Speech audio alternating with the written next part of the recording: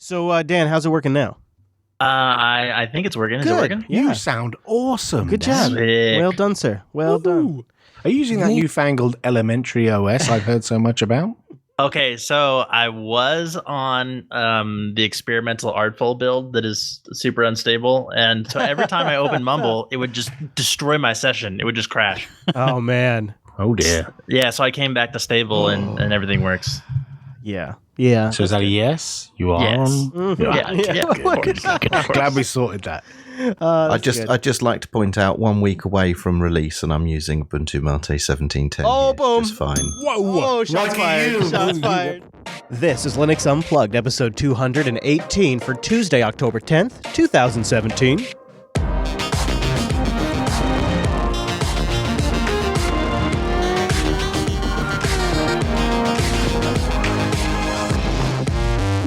Oh, welcome to Linux Unplugged, your weekly Linux talk show that's been carrying around multiple laptops for weeks. My name is Chris. My name is Wes. And hello, Beardsley. Hey, how's it going? So, guys, we have a pretty great show today. Finally gonna get to sit down and review the Librem 15, the latest and greatest from Purism, which kind of the timing sort of perfect because also there's some big news around the funding for Librem 5. So we'll be taking a look at one of their products that initially was a crowdfunder at just the moment that the Librem 5 hit its crowdfunding goal. Very interesting to see where something like this they've worked on a couple of years. Where are they at? How far did they get after they had a couple of years to work on something? Also, really, really big community news that I want to cover this week, and we're gonna roll out an experimental new segment as part of that community news. Controversial, the Beard tells me. Prepare to be flamed, the Beard warns me. Didn't you? He did. I did. Yeah. So we will roll out a new corner of the show this week to talk about something that's here, it's real, and we're all dealing with it. And it's spelt with a lowercase d. That'll be coming up in a little bit. And then after all of that, if time permits, this show is in a special moment right now. It is 32 episodes away from 250. And why do you say that matters? Why does that matter? Is that what you might be wondering? Why does that matter, right? Isn't that just a number? Yeah, well, it is. And I couldn't wait till 300. That's why it mattered. So 250 is just 32 episodes away. And it is time for some changes. We're switching to haiku. Boom. So if you're a fan of this show, following the show for a while, I encourage you to stick around towards the end of the show. We'll talk a little bit about some of the changes that could be coming down the road around 250, around episode 250. So we'll give you a long time to digest it all. But never fear. I think it's all for the better. But before we go any further, we got to cover some community news, and there is one order of business that we must take care of before we go there.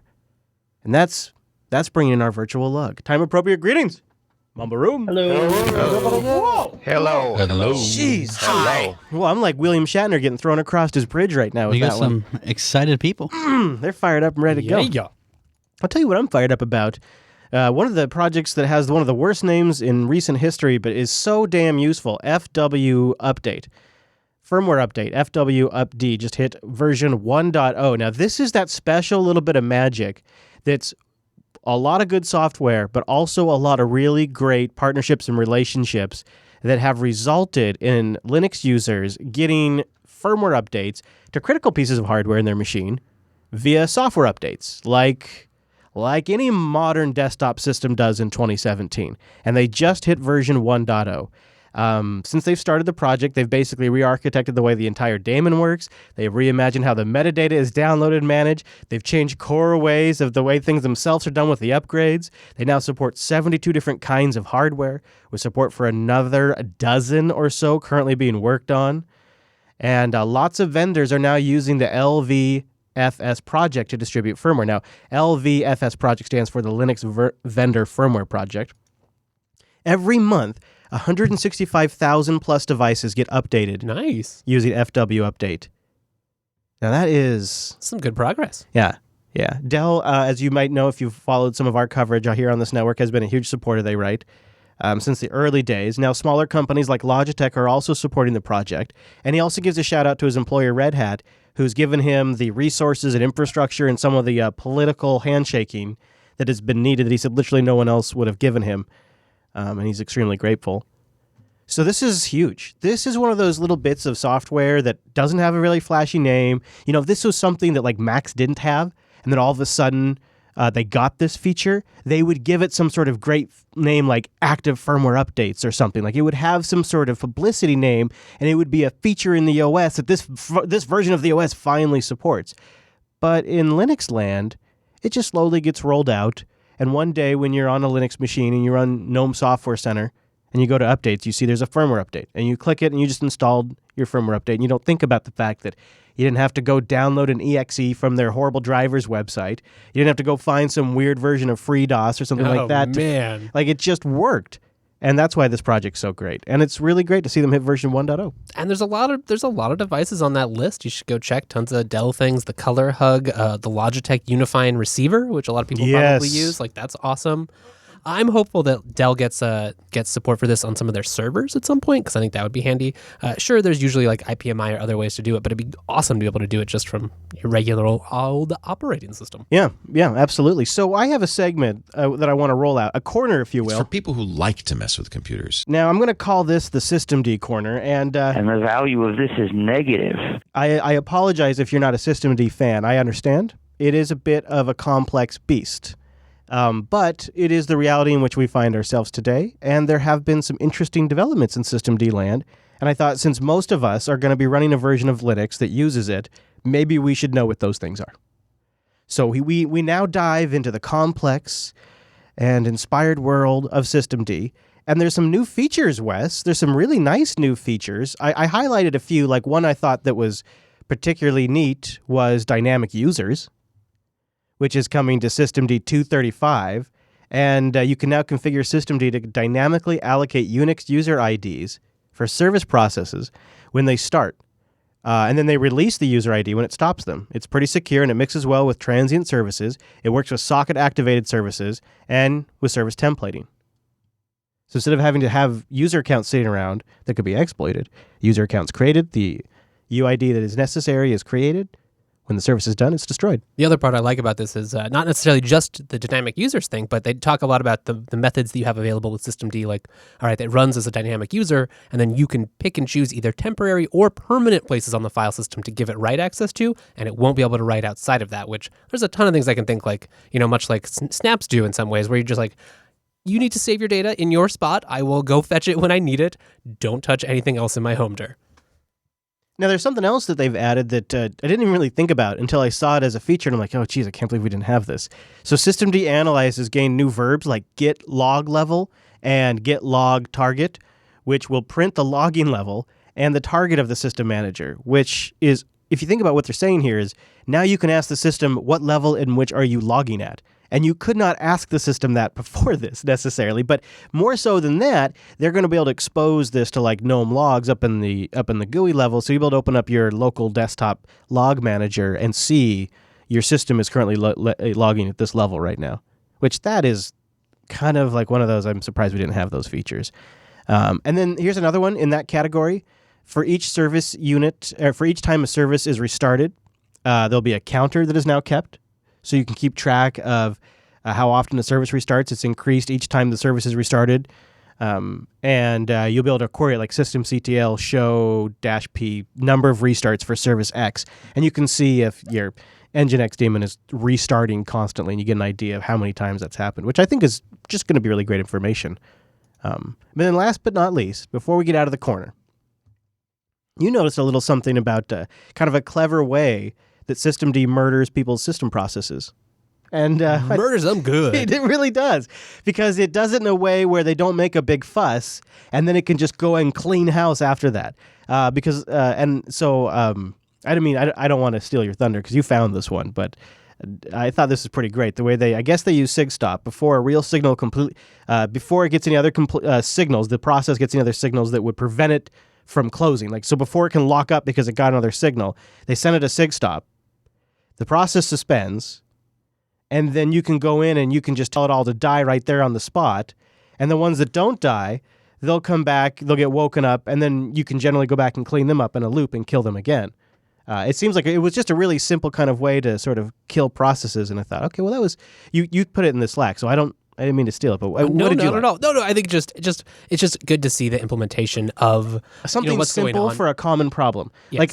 I'm sorry, I'm doing it again, but that's what it was.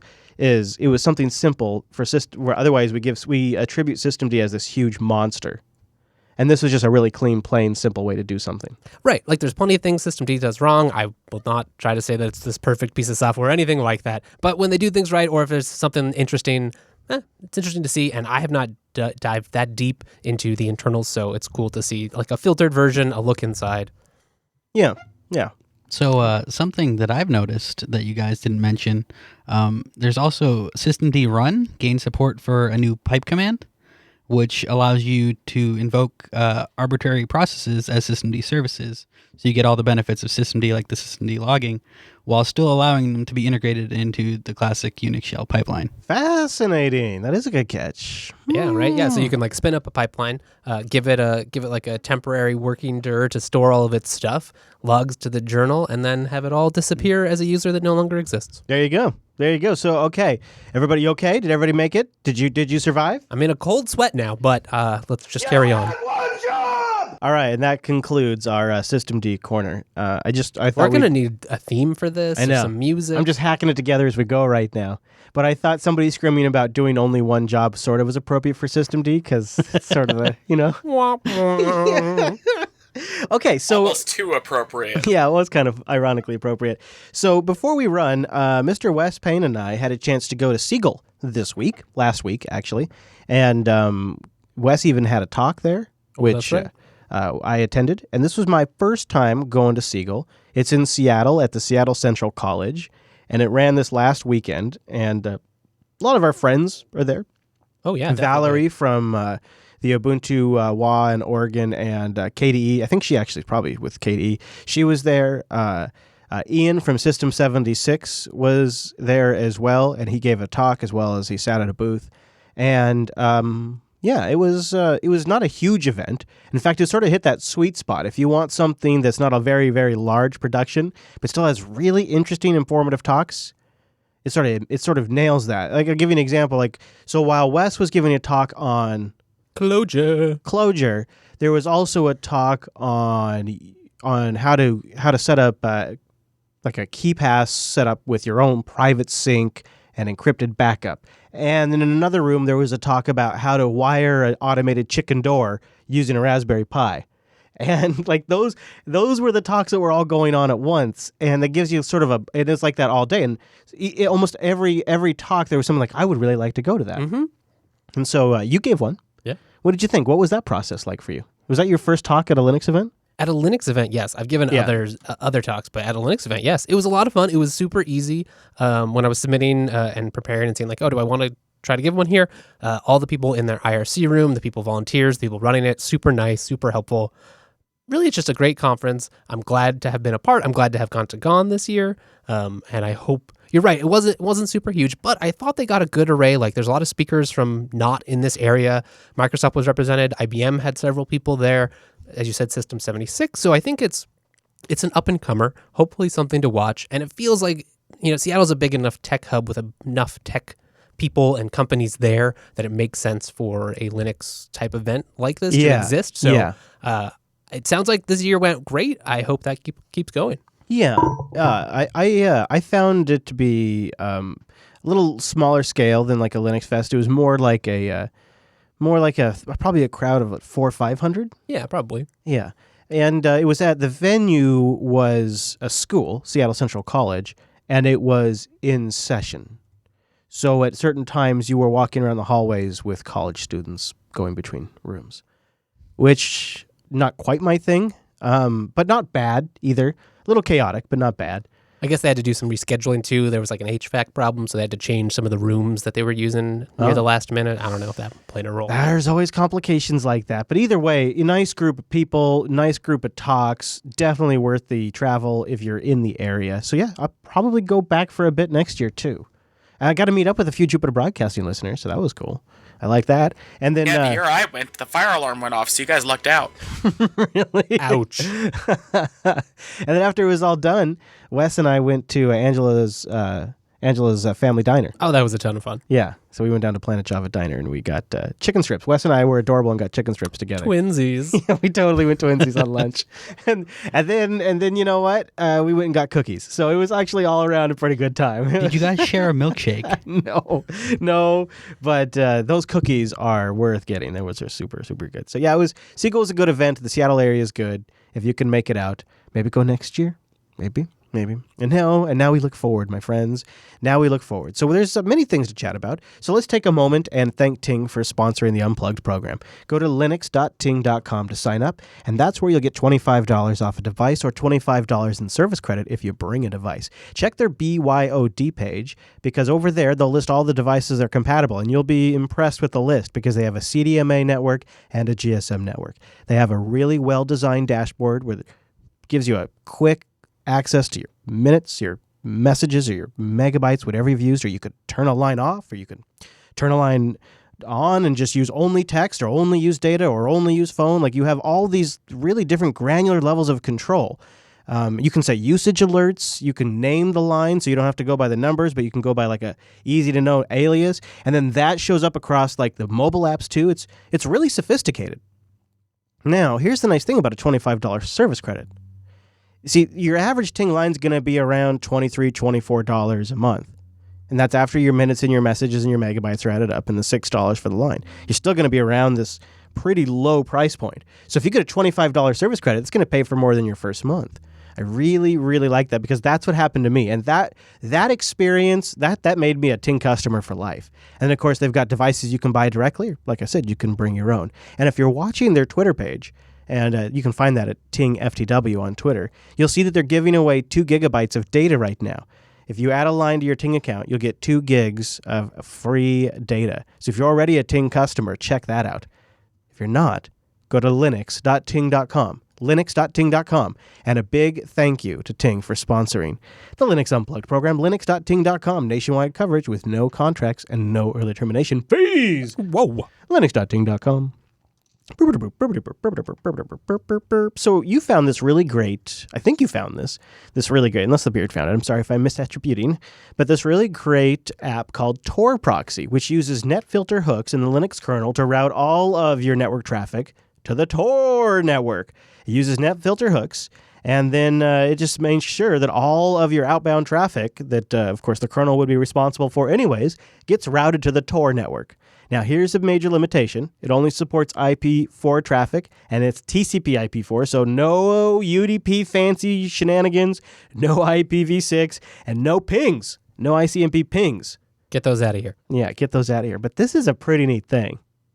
Could you give me a use case for this, Wes? Give me your best spy use case for this. Like, what do you got? Like an always secure Linux box? As soon as you turn it on, the kernel routes all your traffic to Tor. Like, what's going on? Yeah, I mean that, or maybe you're using you have a virtual machine, or you have like a laptop with no OS that you boot this up, you load the module, you make sure that at no time are you going to be able to send packets out there except through Tor. Yeah. Or you want to run an application over Tor that doesn't support proxies inside of the application. Sure. Yeah, that's good. I bet you that'd be a big use case. Yeah, Tor Proxy, and it's a kernel module, which who doesn't love loading a good kernel module? I like how simple it is. It only has 4 arguments. Oh, really? Good. Yeah. Good.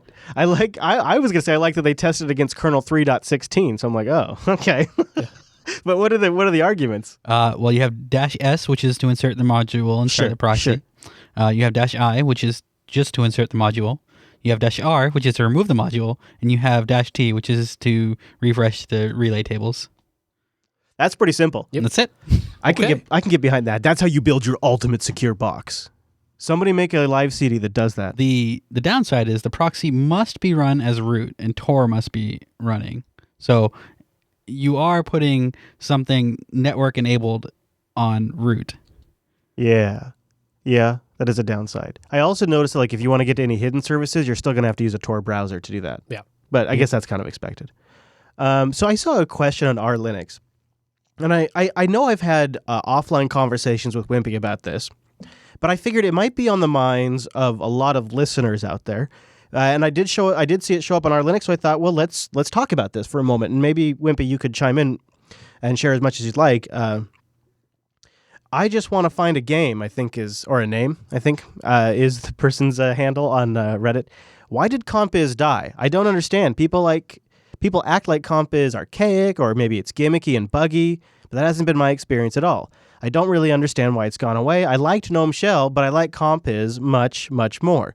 I'm actually going to jump to XFCE and load Compiz, and I don't understand why more people and more distros haven't done this. So, Wimpy, how did Compiz, and why is Compiz dead? And is it dead? Well, no, Compiz isn't dead. There's effectively 2 strands of Compiz that are being actively maintained right now. There is Compiz 0.9, which is the Compiz you'll find in Ubuntu, for example, and that's the C++ re-implementation. So it was forked from the 0.8 branch.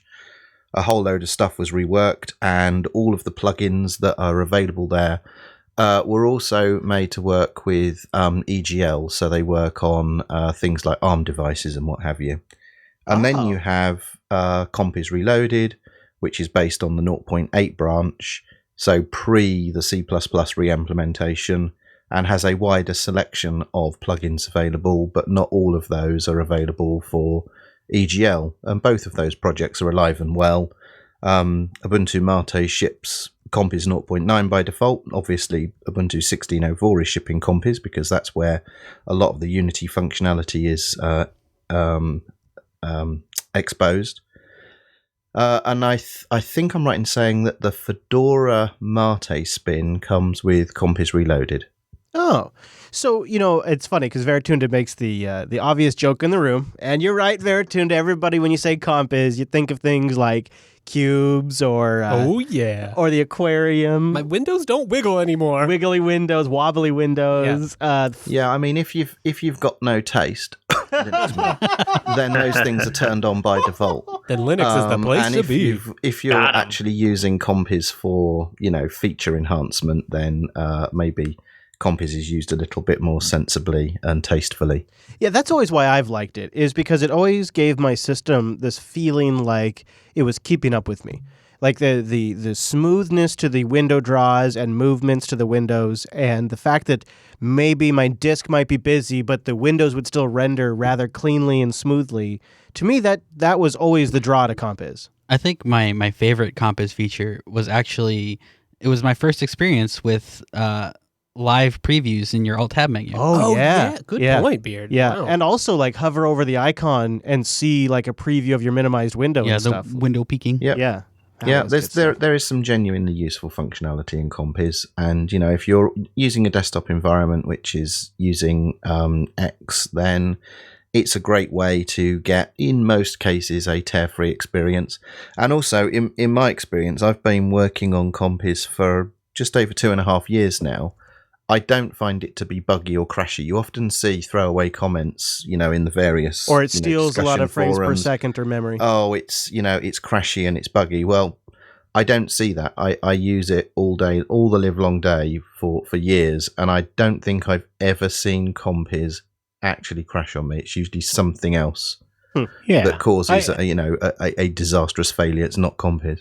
I'm inclined to agree. My main machine is a 1604 machine, so it's Unity 7 Compiz based. But Compiz, I don't even think about Compiz on a daily basis.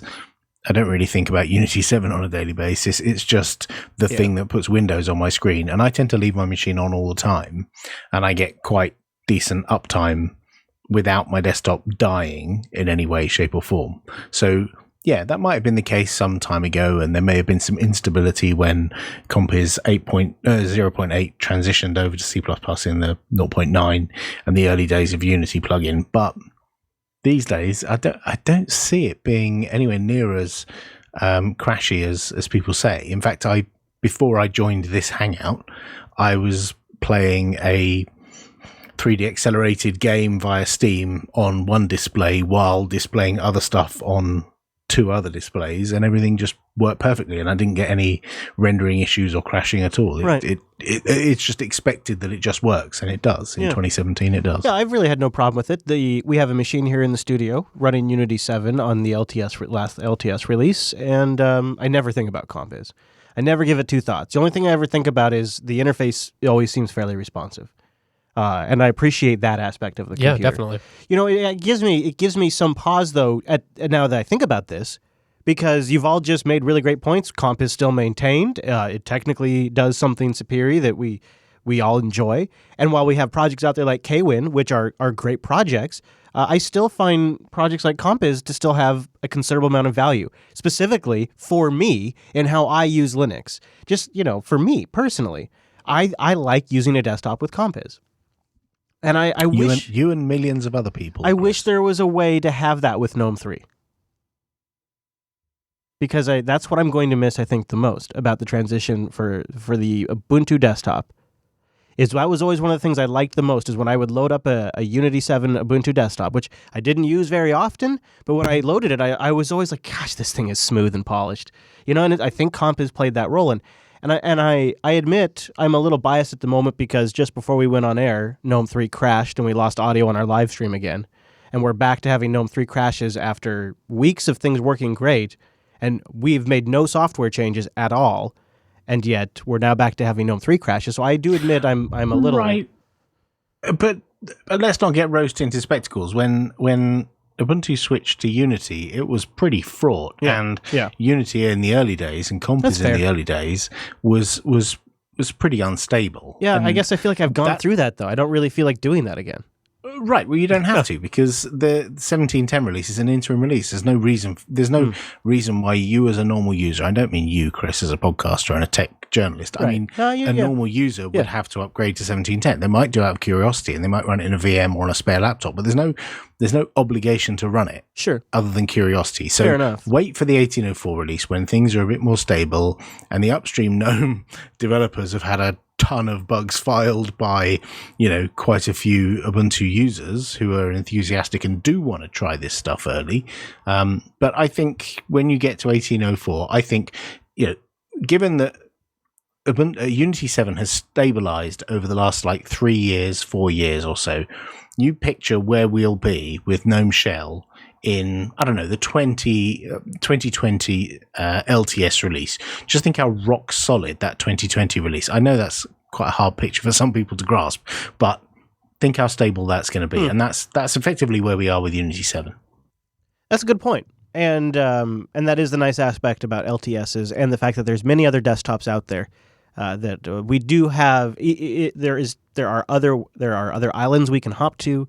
And time does seem to heal these wounds. So while we're talking about the march towards 1804, I noticed that the Ubuntu Mate project has a very interesting announcement. In fact, some of my friends on Twitter seem to be rather excited about this too. Ubuntu Mate will be pioneering a snap pre-installed. So when you install Ubuntu Mate 1710, there will be a snap pre-installed. And it looks like it's going to be the Pulse Audio Mixer. Wimpy, can you tell me a bit about this?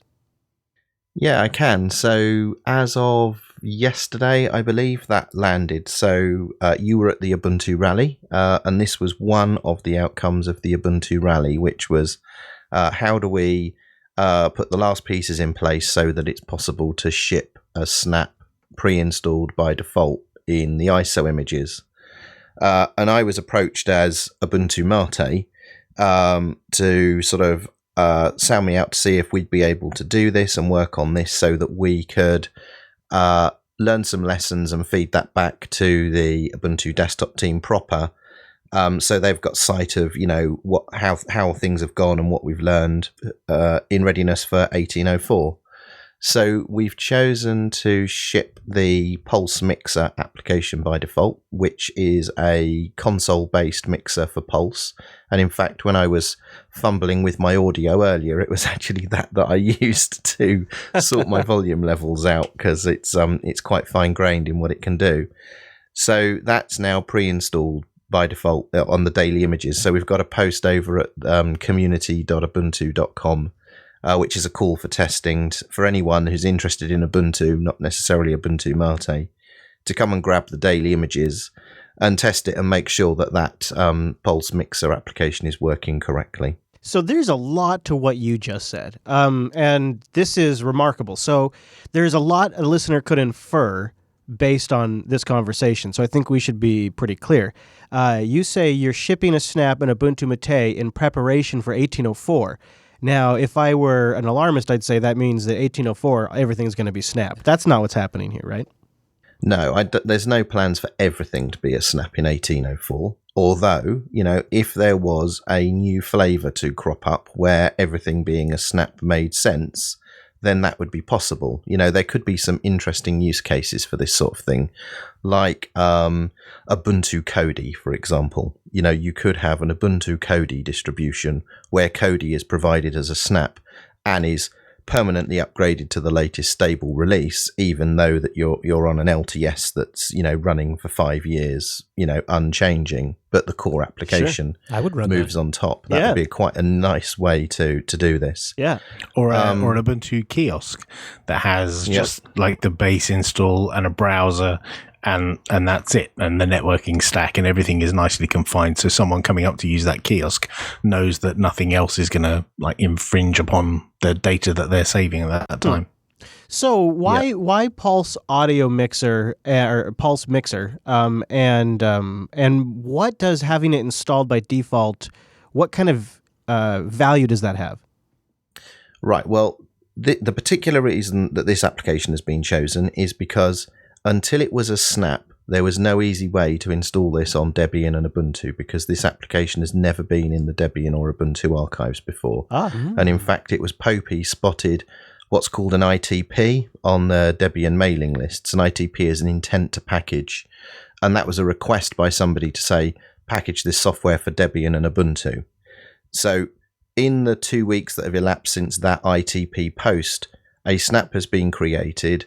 It's in the Snap Store for the appropriate archives, and the necessary support to embed snaps in ISO images has been added to the build infrastructure, and now we're shipping a snap by default, which is an interesting story when you think about what we've heard about projects like Nextcloud and software that's frozen in archives, and how that causes maintenance issues for developers and all the rest of it, and that the time that they have to wait before the next version gets into the archive. So there's a very interesting story here about a fast moving piece of software that is now being deployed by default in an ISO image, and the speed at which that's being done. And this implementation isn't complete at the moment. So at the moment, it's kind of tightly coupled with the live build system. What we're going to be doing is exposing this in the usual way that people that make Ubuntu flavors are used to for what's called seeding packages that go in their live image. And I see on the Ubuntu Community Hub, the Ubuntu Budgie team have replied and said, they were interested in doing this, and they wanted some more details about how this was done, because they have a number of snaps that they would be interested in shipping by default in Ubuntu Budgie. And what do you learn by having something like this installed? Because it's not just a matter of making it available to install, which I could do now, but there is got to be value in a certain amount of user base having this installed by default. Yeah, so there's a couple of things there. Oh, goodness, I've just broken something. The first is that, the build infrastructure has to be able to install this snap into the ISO as it's being constructed. And it's not just the snap, of course, because the snap sits on top of the core snap as well. So the core snap is being shipped by default in Ubuntu Mate 17.10 now, which normally what happens is the first time you install a snap, the core snap gets installed as well. So the core snap and this snap are shipped by default. And what we'll do is sometime after the release, we'll push out an update to Pulse Mixer, and we'll be able to make sure that all of the back-end infrastructure is geared up appropriately to cope with that demand for updating all of those systems. So there's some back-end soak testing being conducted as well. That makes a lot of sense. But it was super critical that we choose something nice and small that doesn't have a super big impact on the size of the ISO image, but also is a useful utility. We don't want to just throw shovelware on, on the ISO. We wanted to put something on there that's actually quite useful, and Pulse Mixer is actually a kind of useful thing to open a terminal, type Pulse Mixer, and have a nice little thing that you can use to adjust the levels on your microphone and your speakers and your headset and all that kind of stuff. It's actually a cool tool. So it fulfills like all of the requirements for putting something on the CD. Think Pavu Control, but for the console. I was just wanting that. Yep. So I think I'll be snap installing this later today. We make it an official pick of the show today. Yeah, go check it out. It's Pulse Mixer, and you can get it as a snap too, which I guess would be what? Snap search Pulse Mixer if you want to see the entry. Snap install Pulse Mixer, Snap info Pulse Mixer, both of those work. Yeah. There you go. And then if you look at like the screenshot here on the Ubuntu community page, you can see that you can individually control the volume of particular Chrome tabs too, which that's pretty cool. And then Mumble and individual applications. Also, you'll see that Wimpy has a Scarlett USB analog, which I approve. I like that. good audio I love interface. that. It's great audio interface. Yeah. That's what we're talking on right now, actually. We are talking on one of those. It's not the only one we have, but that's the one on this machine. Well, fascinating. So I suppose this is really early days, but my last question might be, what are your thoughts on sharing what's discovered? Well, I think that will be some months from now before we see enough users installing Ubuntu Mate and having this snap pre-registered on people's machines, and then we'll push an update out. And what's interesting is the plan for the update is to push out a version of the snap that's actually smaller than the snap that's being deployed on the ISO image. I don't know if do we talk much about that? Do we talk much about that on the show? That was another thing that kind of came up at the Ubuntu rally that was a rather impressive piece of work. And I don't want to steal the thunder, but it sounds like there could be kind of a big change coming to the size of snaps. Yeah, I mean, this was, I think, actually, if Daniel's here, it was actually one of the elementary applications that saw the biggest reduction in that whole exercise. Oh, snap. Yeah. Tell me. It was it was really interesting, because we're digging into the idea of the platform snap, right?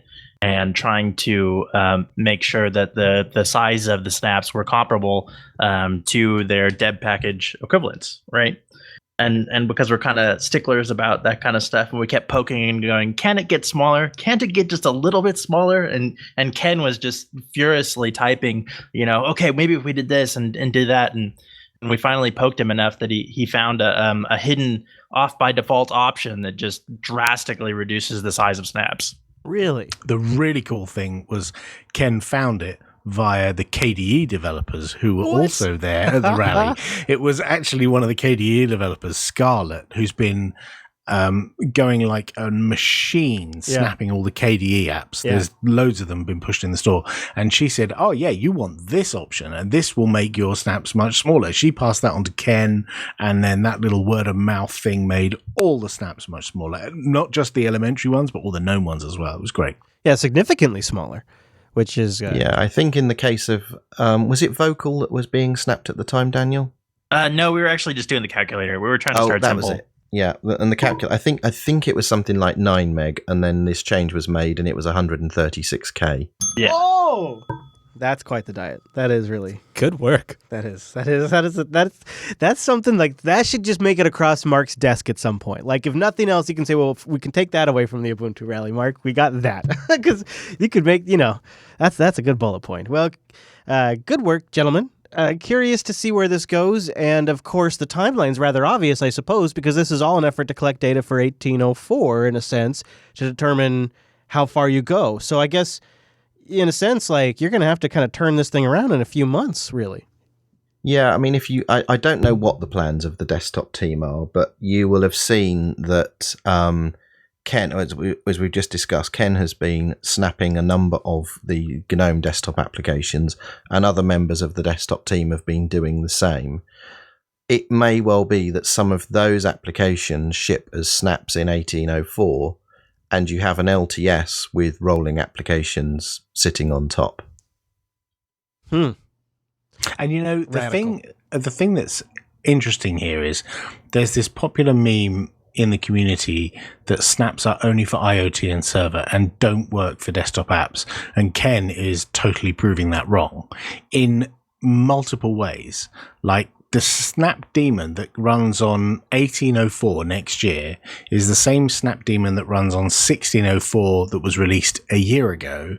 And that's the same snap daemon that was available for 1404 that was 3 years ago. So he can put one GNOME application, 3.26 GNOME application in the store, and that same snap works on 1804, 1604, and 1404. The exact same application, packaged once, runs on multiple LTSs and non-Ubuntu systems as well. That is an epic win. Well, there you go. I guess we should probably move forward.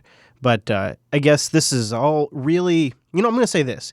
What the bigger picture is that 1710 is now days away.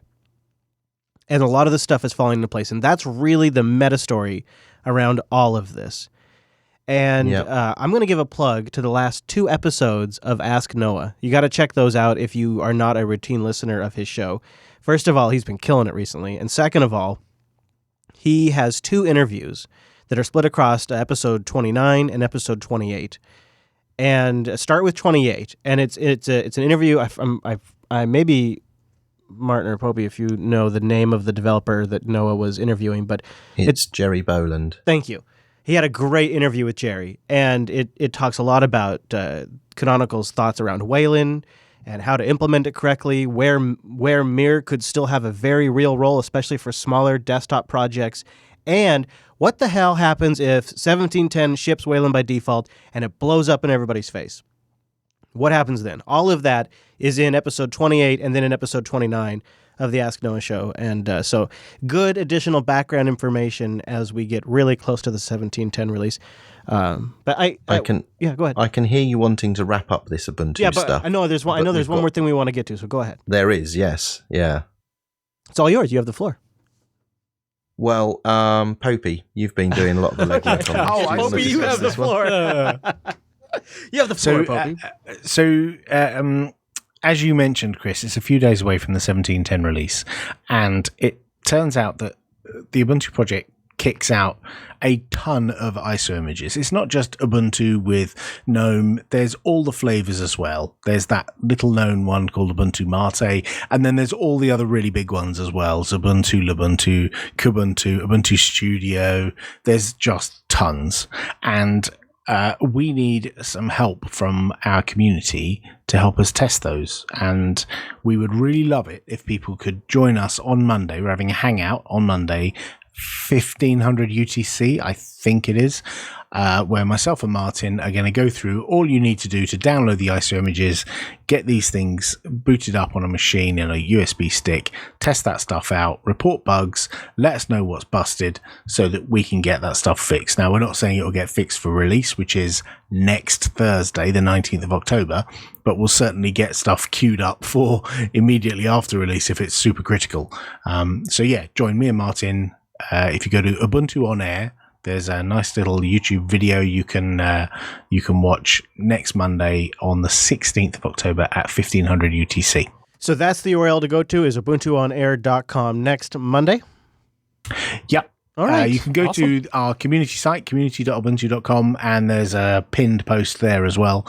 And you'll find a post about this. It's all about just the easy way to get a smooth transition into the Ubuntu community, helping people out and getting stuff tested. If you've got a little bit of spare time, it'll be super appreciated. Yeah. You know what? I'll put a link in the show notes because you might not I don't always get a chance to file a bug for every little thing. I don't get to test every little bit, but I can download an ISO and give it a go, and that's something we can all do.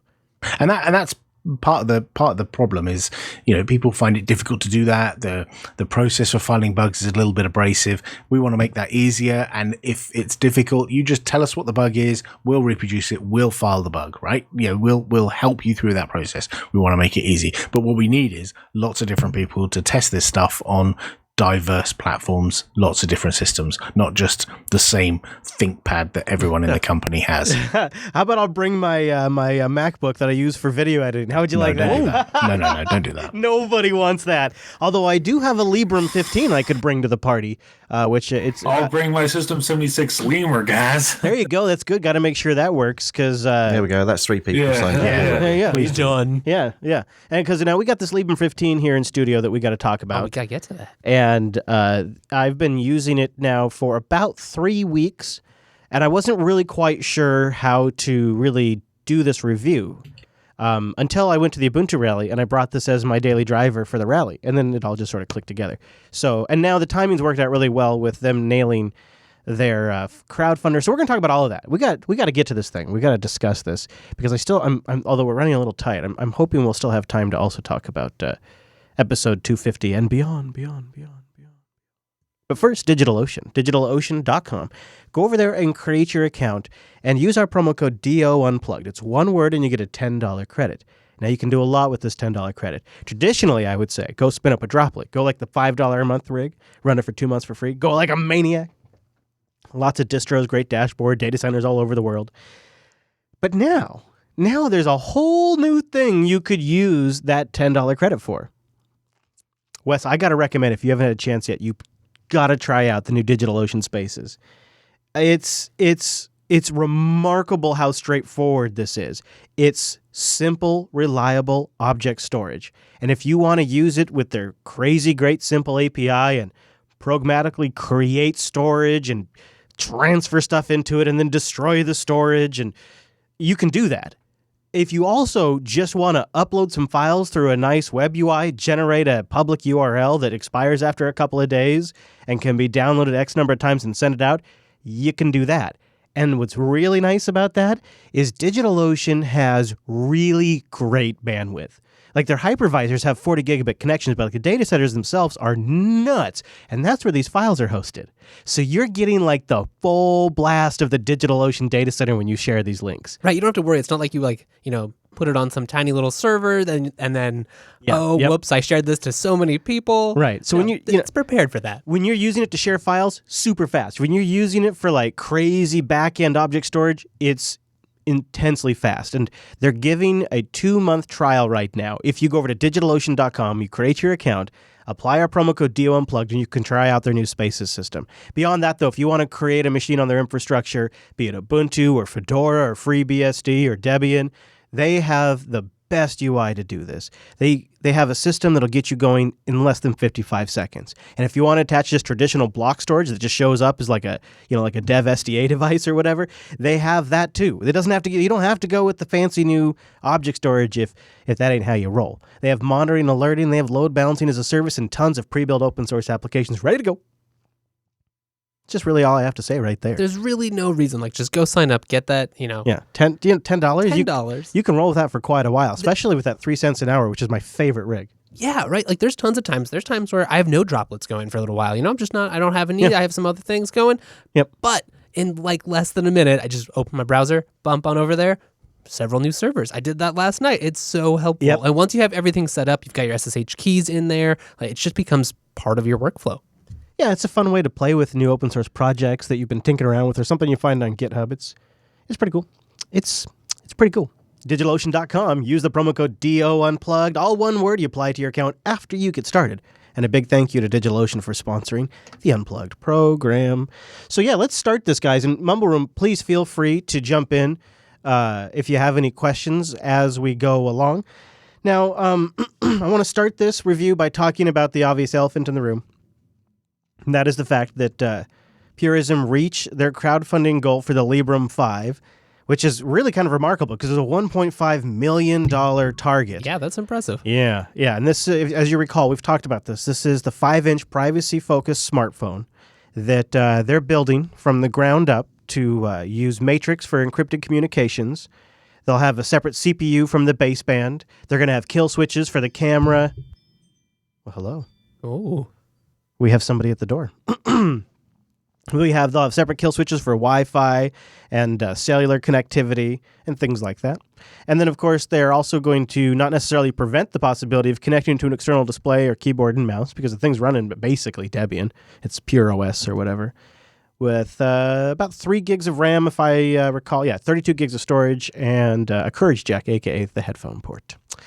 And it's reached its initial goal, and now they're shooting for the milestones, I guess, or not the milestones, but the what do you call it? What are they called? Stretch goals. Stretch goals. Yeah. Congratulations to them, I suppose. Yeah, that's good. And so, if anybody in the Mumble Room has anything they want to comment on that aspect of the story before we continue, feel free. I say congrats to them, and I hope this thing's a success. Just as a comparison, like the Librem 15, they had a $250,000 goal. They made twice that, so almost 600,000. But this is a whole new scale of It really project. is. Yeah. Can you explain to me what a multifunction port is, though? No. Well, did you ever That's want one of their one of your features. ports that just it didn't do enough? You know, it only did the one thing. I guess that just means USB-C. That's what I was thinking. I think the implication is it's a mobile device, so it's only going to have a limited number of ports. You're not going to have like tons of ports all around the edges of the device. You'll have one, and everything will connect to that, maybe with a dongle or USB-C, like you say. Yeah.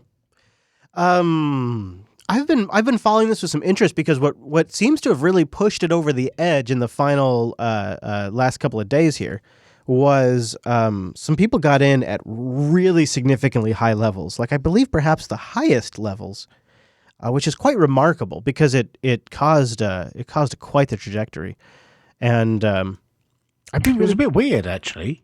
There, a little while ago, a few days ago, there were 2 people who went in at the 19,999 level and 2 people who went in at the 17,999 level within the same hour, and then again this morning or earlier on today, the same thing happened. 2 more at 19,999 and 2 more at 17,999. Now, it makes me think that when you add those numbers up, it's probably just one person investing, but the only way that they can invest that significant chunk of money is to split it between those two, and that totals up to the amount that they want to invest. There's someone who wants to invest in this thing, and they're giving that amount of money. That's the only way it makes sense to me. There's no way you'd get 4 people within 1 hour giving that amount of money.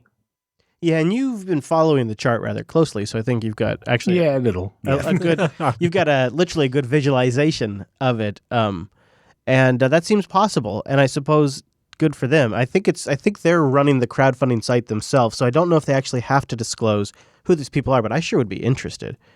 I don't know. As a privacy focused, I can see them not doing it. I can see them not wanting to do that, and people who donate not wanting people to know who they are, and that's perfectly reasonable. Yep, and I think it's sort of with this as the background that I'm looking now at the Librem 15, which is their rather high end laptop. That's it's fairly competitive. This one it's black. It's all metal. It's 15.6-inch screen. It has a high-end i7 processor in it. It has very fast SSD drives. It has 6th generation or 7. Beard, if you get a chance over there, give me a read on the graphics because I think it's actually a Intel 600. But this was something that I didn't actually order. I didn't actually buy this. This was something that Purism thought would be appropriate to replace for me. So it's 520. Okay, thank you. Okay. So I have the very first Librem 15 that they ever shipped that was slightly below what they had hoped to originally ship, I think. And I know that they kind of hummed and hawed about it, and they decided it was worth trying to make good on that. And I respect that. That's really nice of them. And so I wasn't expecting this when it arrived. I just thought, okay, well, this is really... So I came at it with this sort of like, well, where does this fit? Right. Where does this fit in my life? And so I used it. I did the standard things like, tried to push it to see how loud it could get and tried to push the battery and loaded Solus. And now it's undergoing the beard and, test right now. Yeah, and loaded Ubuntu. And now it's undergoing the beard test. And it wasn't until the trip to New York came up. Is that right? That I went, okay. Because the physical kill switches all of a sudden became a much more practical option. Because I'm going into an area that I don't normally go into. And why not just turn off the Wi-Fi? Like, why not have that extra level of security? And now, ironically, iPhone 7 users did experience issues with Wi-Fi in New York. So that Wi-Fi attacks were actually a problem in that very hotel. Now, it wasn't one for this, but I actually I found a practical purpose. And I will say this, too. They are implemented in a cleaner, less obvious way than the old Librem 15. Is that right? So it's interesting. So we have it right here, the old Librem 15. And they're like, basically there's holes in the aluminum casing, and then there's a old school electronic black toggle switch that sticks out of the aluminum Plastic casing. little. Yeah. Now with this one, it's like a nice etched plastic switch, and the hole is sort of cut to the size that it needs to be for that switch. Beard, you have it right now. Do you agree with that? Yeah, and they put it in. Weren't they on the side before? Yeah, they stood out more because they were in a more obvious spot. Yeah, now they've put it more like close to the screen, and it has a matte display. I'm not blown away by the display, to be honest with you. The viewing angles are a little rough from time, but if you're looking right at it, it's a pretty great display, and the fact that it's non-reflective is a nice change of pace. I'd say it's at least comparable or better than Lenovo displays. Really, you like it? So you like it? Yeah. I don't like Lenovo displays, so. Now the one thing, so there's one thing that they're doing differently with the trackpad that I'm having a hard time adding a description to. It's a decently sized trackpad, and it doesn't have like an obvious right or left side. It's just one big trackpad, and it has some multi-touch support, including like 2-finger scrolling and things like that. But it's texturized. It's texturized in a way that I like, though. In a way that gives me sort of tactile feedback of where I'm at on the trackpad, like how much distance my finger has traveled, but not in a way that feels like I'm going against gunk on the trackpad. Like it doesn't cause friction. I disagree. Yeah, I thought you might. Because to me, it does feel very frictiony, and I don't like it at all. Yeah, I thought you might. I'm a little more. I'm coming more from the MacBook trackpad, which is like slippery glass, and I'm just like, that's the other extreme, and I'm like, I think I like a little more traction right now. Yeah, I've definitely had I don't mind the amount of friction on this one. Like it was pleasant enough. It's still smooth. I could move as fast as I wanted to. I've definitely encountered some trackpads where it feels like you're just dragging your finger across, I don't know, sandpaper. Another thing that I've noticed with the trackpad is if you drag your finger from the bottom, like where the invisible buttons are, it won't move the mouse. And I haven't run into that with other trackpads. So that's a button-only area. Yeah. One of the things I like is it does have hardware physical toggle right there. You can do FN and toggle the mouse button off, so you don't have to worry about accidental when you're doing a lot of typing. Speaking of typing, I'm all over the map on this keyboard. I think when I put the laptop down and then pick it back up, I'd like it a lot because I've been experiencing RSI recently. And so this is one of those laptops where my fingers aren't being slammed into like a shallow keyboard hole. There's travel, and there's some good give to it.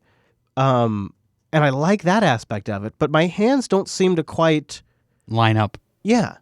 I think this keyboard would be perfect if they didn't include the number pad. It's funny you say that, though, because I've been really enjoying having that number pad. Yeah, I feel like you could, if you really wanted a number pad, though, you could just get an external one and plug it in.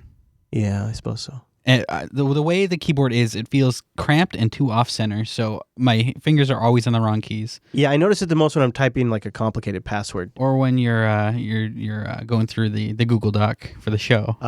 Yeah. But what do you think of the feel of the keyboard? Like if you're sitting down there, because that particular problem, if I'm typing a lot in a day, I can generally reset, and I can adapt. I like the feel of the keyboard. I feel like the base that's underneath it tends to send vibrations a bit too much. Makes the whole laptop vibrate, and it bugs me a little bit. So those are sort of the unique things that I feel like they've brought. Yeah, the reason why I wanted to talk about these things is because all of this feels different than a Clevo. This must not be a Clevo because it doesn't feel like a Clevo at all. It feels like a custom built laptop. And that's something I generally only get an impression of when I'm holding like an XPX or a ThinkPad in my hands. Mm-hmm. This feels like it was built for this purpose, and it feels like it's a unique piece of equipment. It actually feels a lot like the Razer Blade laptops, which I like. Yeah, it does.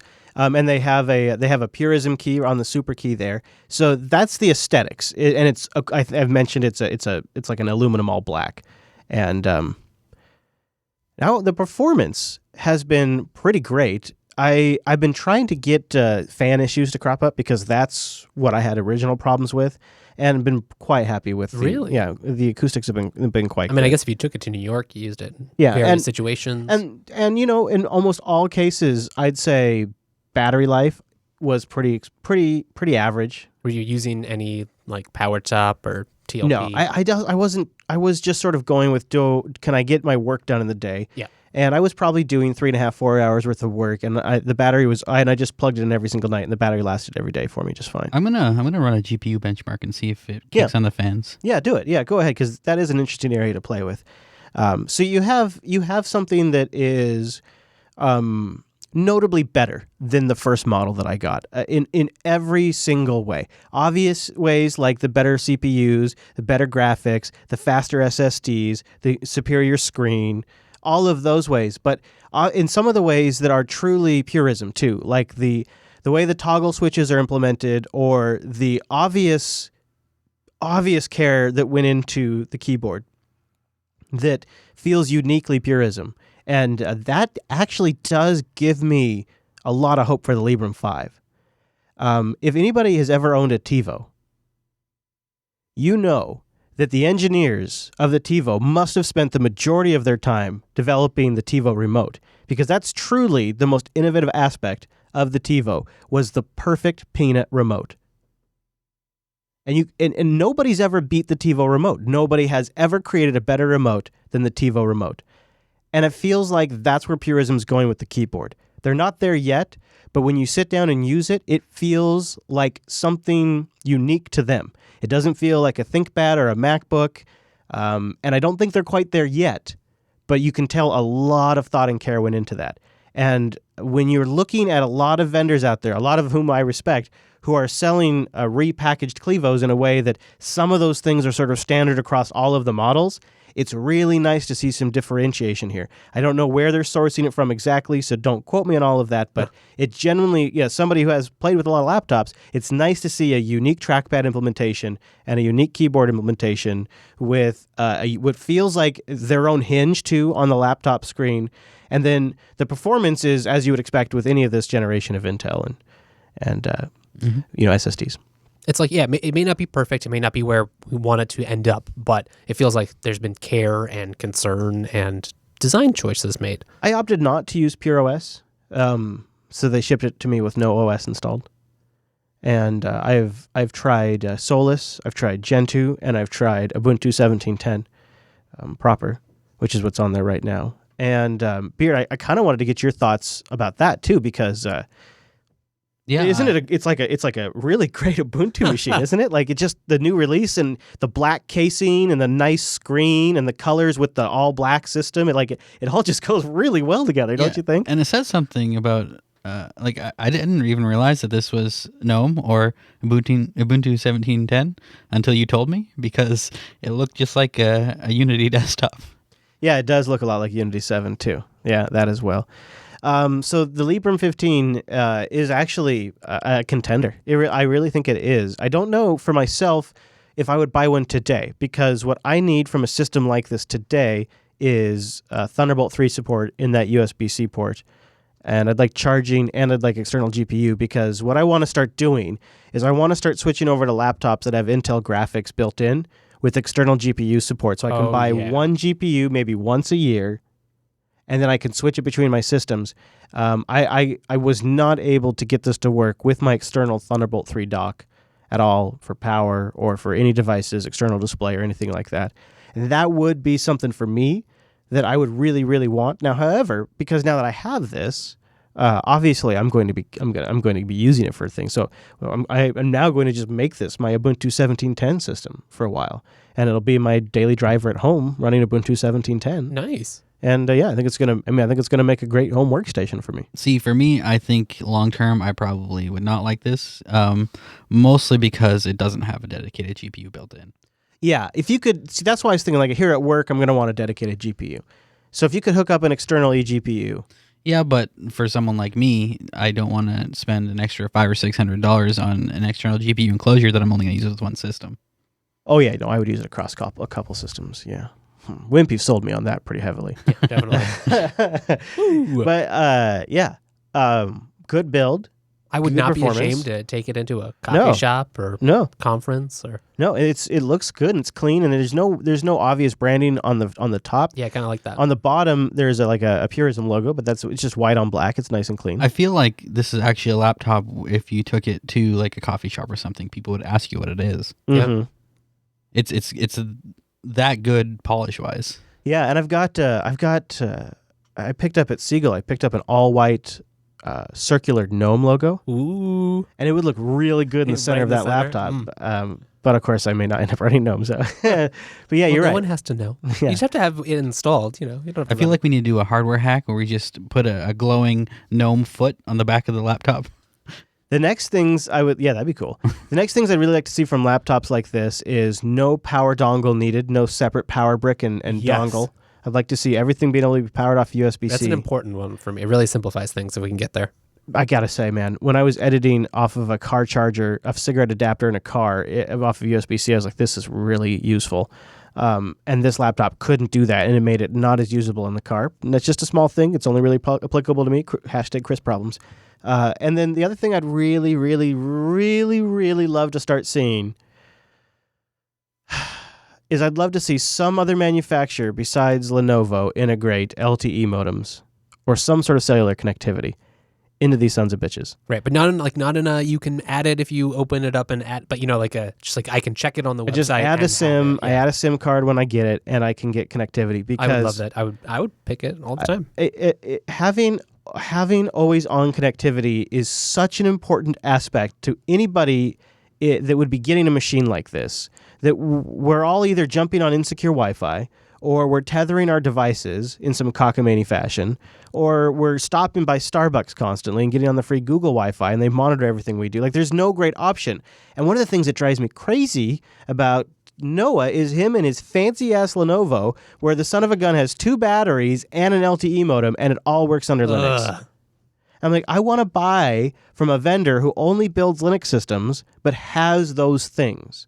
So they're working on the keyboard, they're working on the trackpad, they're working on the matte display, and they've really nailed the 15.6-inch system here.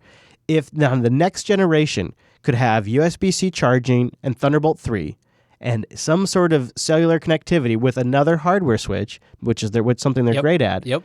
I would be all over Me that. too, yeah. That would be boy. and then You're making me drool, Chris. that would be a great system. But in the meantime, if you don't need those things, this system nails it. I was really impressed. And what's your battery at right now? Because we've been off battery, I don't know, for at least 2 hours. We still have another 4 hours of battery left. Yeah, okay, there you go. It's at 67%. Okay, so that's after about 2 hours and you messing around on the system, checking it out, not probably doing Running anything benchmarks. Oh, you are running some benchmarks. Well, it's not bad. And no fans yet. Nope. Yeah, that's really a thing about this one. When I was running the GPU benchmark, I very slightly heard the fan. But Yeah, every now and then, just a little bit. But I'm pretty particular about that. And I had it on my desk, which is a glass desk, so it just amplifies the laptop fan noise, and really no complaints.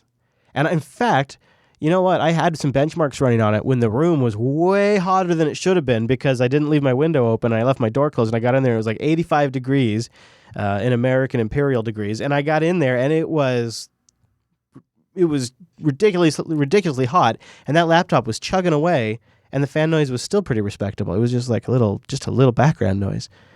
Damn. Wow. Just past the hotbox Yeah. test. So I'm impressed, and so I'm going to be packaging up my old Librem 15, and they're gonna take it and probably put it under some sort of like quarantine or something, I would imagine. Maybe an honorary sacrifice. Yeah. Viking funeral. Yeah, and melt it down and use its parts for the Librem 5. Yep. There we go. From the ashes. Recycling. All right. Well, Mumble Room, you guys have been pretty quiet during our review. Do you have any questions about this here hardware and about the Librem 15 before we move on? Or any thoughts, too, if you have about the Librem 5, feel free. Yes, I do. Go ahead. So I was wondering about, about the kill switches. Mm-hmm. So if you really have the laptop by your side, are the kill switches soft or hard, and what can we expect if they just maybe break or stop working? Well, I guess that'd have to be a warranty problem.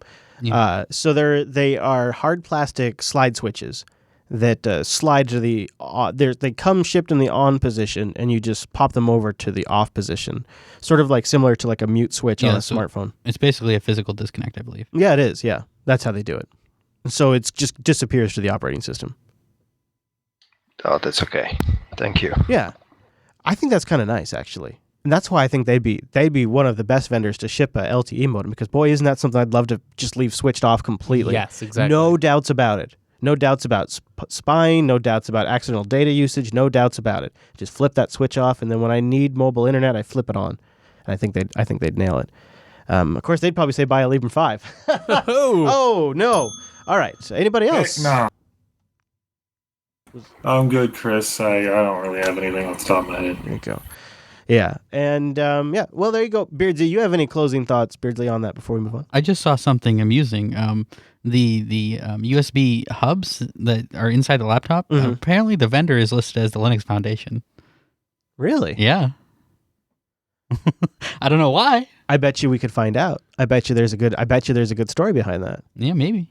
All right. So do you think we could take a little time to talk about the show, or do you think we should wrap it up? What do you think? We can talk about it. Yeah? I mean, all right. So this is a Wild West love. Plus, we started a little late, so. I'm just excited that Dan's here from Elementary. I know. That's really cool. It's great to have you here, Dan. It's great to be here, Chris.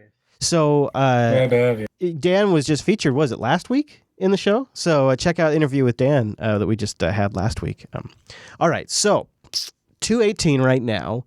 And we've recently had a lot of changes with the end of LAS, and there's changes in the works in JB already that you don't know about. And so I wasn't really going to make any big changes here on this show because I felt like, we'll just stay here. We'll be the stable storm. rock of the network. Right, exactly. But in such, then I began to worry about perhaps some stagnation. And so I thought, okay, well, let's make changes by episode 300. And I thought about it, and like, these things are actually pretty good. In fact, none of them are really a bad thing. So we should make these changes sooner. And so I think we're going to slowly start working towards some stuff with episode 250. So we are going to take a moment to talk about the show, which we don't do very often. And all of this is subject to change as well. So, yeah, because things change, right? It's preliminary and meta and, Yeah.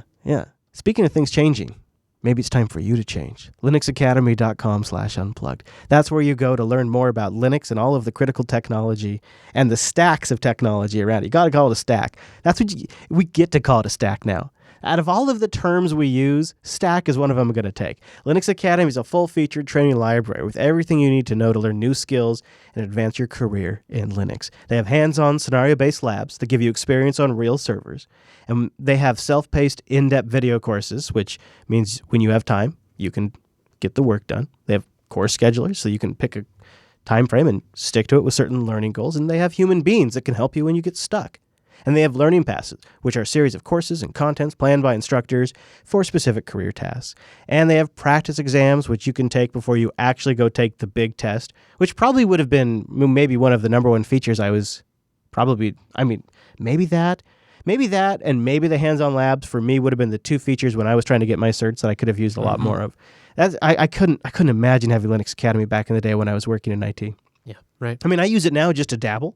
And one of the things I love about it is you get like hour estimations of how long learning something's going to take. And you get courseware you can download with you and listen to offline. Like those are things that today I can appreciate. But oh man, when I was playing that race of making sure I can get the certification so that way I can either get improvements on the review or I can get that client, I always got to taking the test and would sort of jam up there. And if I could have taken more practice exams, or if I could have taken courses that were created specifically to prepare you for the certification exams, that would have been a fundamental enabler for me. Well, and they you don't have to bootstrap yourself. So especially if you're new to this, it can be pretty hard. Like, okay, well, go set up your own test server at home, figure out how to do that. With Linux Academy, no, just they'll get you right in the environment you need to learn whatever it is that you're actually working on. And then after, once you've figured it out, you can just play with it. So you can, keep doing it, do it again, go advanced on it. It's true. It's all right there. And if you get stuck, human beings are there to help. and they're always adding new content and retroactively adding and improving the old content as well. So go to linuxacademy.com/unplugged to sign up for a free 7-day trial and support the show. linuxacademy.com/unplugged, and a big thank you to Linux Academy for sponsoring the Unplugged program. So it is time for us to take bold action, Wes. Bold action is required upon us here for the Unplugged program. Turns out change is a way of life. We're making it into a show about hot sauce. Well, we are pivoting to a cooking show. No. Well, although sometimes we joke, we one day may just launch a cooking show just to get out of our system. That sounds actually it kind of feels fun, like it's yeah. inevitable. Like it's going to happen. The Beard and I joke about it all the time. Okay. Let's talk about, I consider them upgrades. So let's talk about why the changes. So right now, Linux Unplugged is Jupiter Broadcasting's largest podcast, which is funny because I don't think of it as that because I'm so used to having last be the largest podcast. Mm-hmm. It's true, though. So that means it's probably up there in terms of largest Linux podcast. I don't know if I can't claim it's the largest. Although I think if you count video downloads, it's got to be up there, but who knows anymore. Last was so huge that it just seemed easy to say, yeah, that's obvious. But now with LUP, it's like I'm slugging it out. And we don't want to stand still, basically. And like I said, I was going to wait till 300, but so I can't hold back. Yeah, that's what. It's ways. So what are the changes? Here's what I'm thinking. Now, none of this is set in stone. All of this is subject to change, and it's going to depend on if we can make it happen, obviously. But I think to keep Unplugged competitive and to keep people enjoying the show, we're going to go to a full video show that's better produced than last ever was, and we're going to do that by making Unplugged an audio-only show. Are you following me? We're going to become a video show that was better produced than Linux Action Show ever was. And we're going to do that by becoming an audio show. An audio-only show that's more edited. It's closer to Linux Action News' polish, but with the chill vibe of Linux Unplugged and still live. While being a full video show. Right. So that's what we're going to do. Is this before or after we've invented that time travel? So what we're going to do is we're going to buy about $1,000 or more in camera equipment if we can get the support. So we'll have a camera for me, a camera for you, a camera for a guest. Eventually, if the Beard ever goes on camera, we'll have a camera for him. And my intention is, what I'm thinking is, we'll release a full unedited video version behind the scenes, sort of like if you're going to watch like the Howard Stern show behind, I don't know, that's probably a bad example, but I'm trying to think of some radio host. What are you setting us up for here? Well, you and I will be on camera, and we'll make that feed available to the patrons because we have the whole pipeline to do that. We just have to add a couple of camera pieces of equipment, and boom, boom, boom, done. And we've got the switcher, we've got the production pipeline, we've got the publishing platform, we've got the download CDN. Everything we need to do that is in place. But the thing I always hated about the Linux Action Show was we had a camera straight on, and it was two people sitting in front of a table and not facing each other, looking at a camera with studio lights on, and it just creates a phony environment. And the green screen didn't help. And this would be you and I still sitting here across the table, looking at each other in the eye, doing this show, lights off, relaxed, but people could just be here with us. And when you're talking, the camera will be on you, and I'm talking, camera on me, etc. Are we going to have to put pants on for this?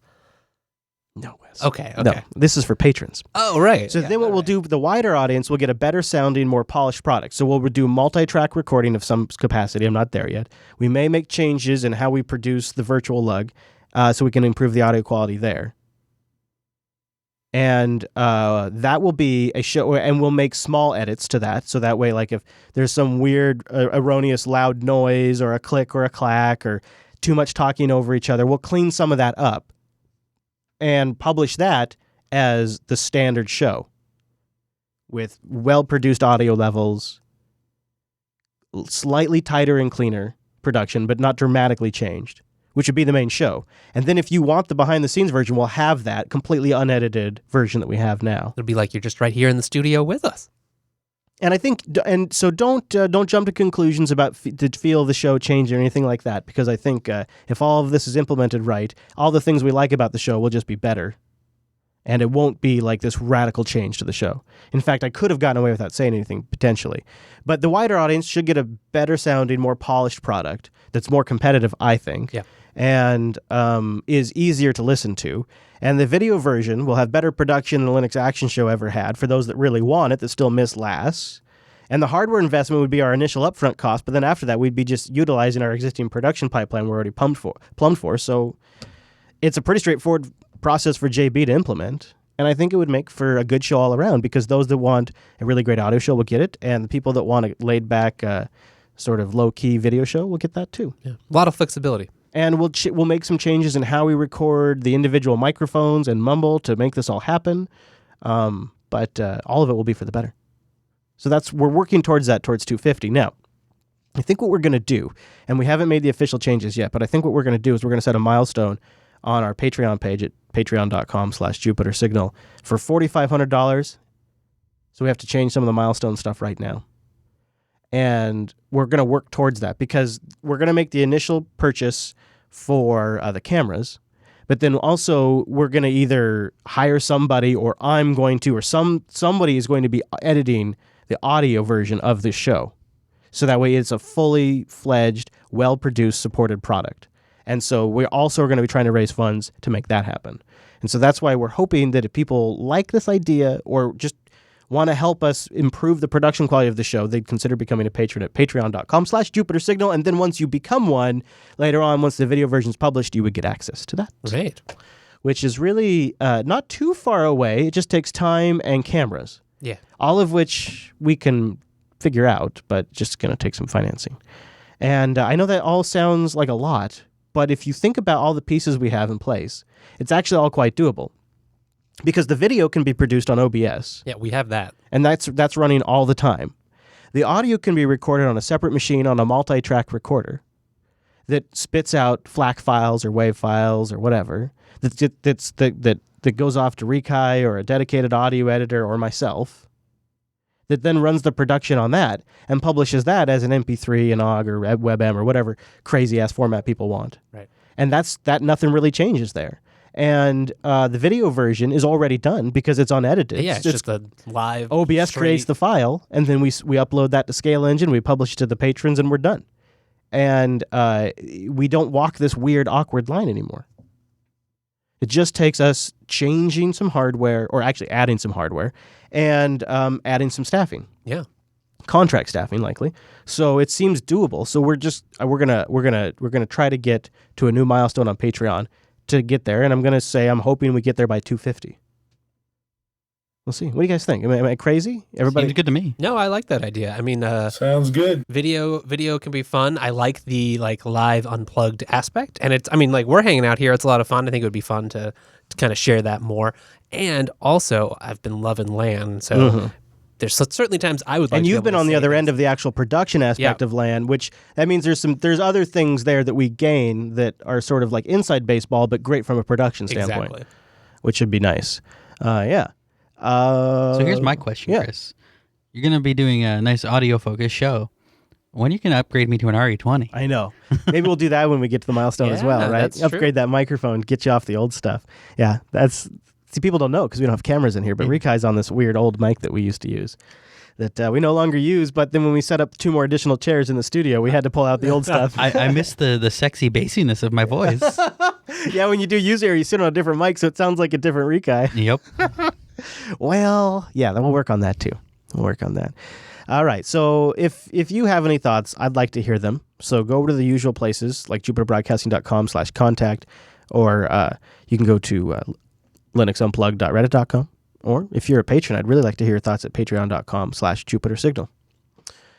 And before we go, I want to give a plug to Mr. Popey's Ubuntu podcast. Go check that out. Always a great listen. Yeah. See, what I've been listening. Hold on, let me promote my player right now. I'm listening to. Time and I am listening to season 10, episode 31 right now. So, that's how I love the show. And you know what?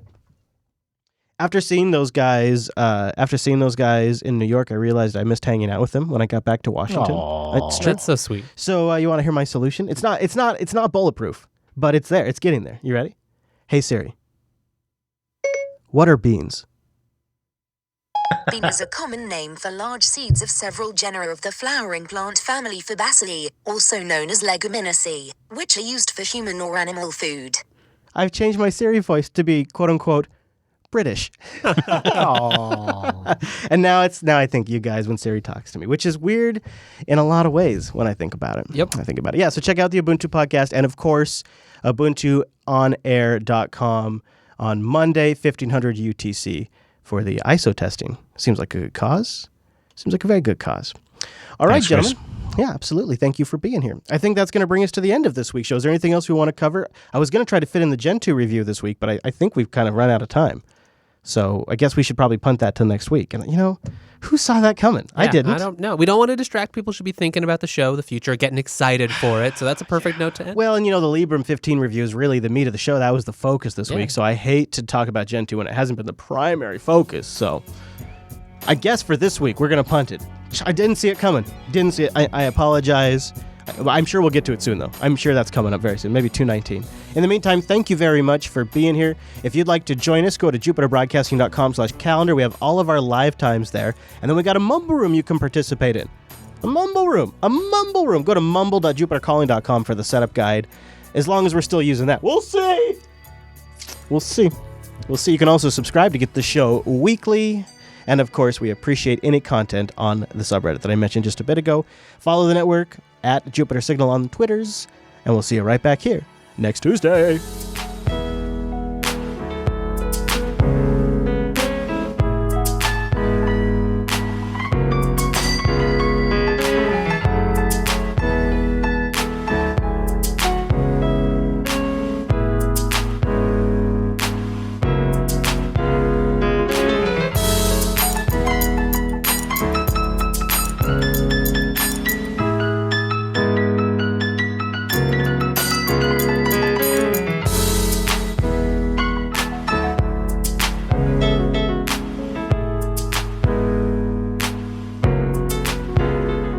All right, and it is officially post-show. Good job, everybody. It was great having y'all here. Now let's go pick a title. Let's go see if we can't name this thing. JB Titles, see if the chat room came up with anything. If you're in the Discord room, feel free to drop a few in there right now. Windows Unplugged, Foggy Transport Protocol, Punting Gen 2. Who saw that one coming? Punting Gen 2 again. Jeez. He came. There you go. Well, No, I'm back. Yeah. So I could make it for the tail end of that. That was cool. Well, Chris, I just finished setting up GNOME. Nice. GNOME 2. Yes, exactly. You crazy. Now, are you going to load Compiz or, maybe Barrel? Yeah, I'm getting Compiz on this son of a gun. Compiz Fusion. Oh, yeah, there we go. That's right. Yeah, I'm going to have the Fusion icon, baby. Yeah, I got to get the control center icon thingy so you can right-click and Yes, restart. exactly, man.